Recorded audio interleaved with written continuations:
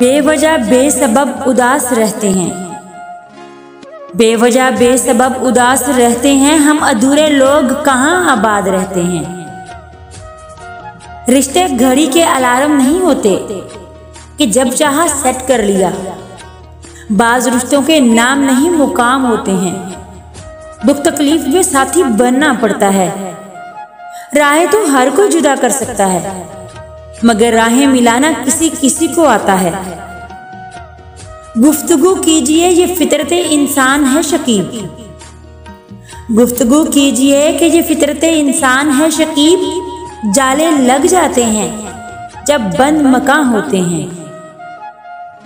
सब दोस्तों में से मुनफरद दोस्त वो होता है जिससे मुलाकात के इख्तिताम पर ये दो बातें लाजमी होती हैं, एहसास तिश्नगी और अगली मुलाकात का इंतजार। रोए जमीन पर अक्सरियत में ऐसे लोग हैं जो दुख तकलीफ और परेशानी तो इंसानों को देते हैं, मगर मुआफ़ी अल्लाह से मांगते हैं।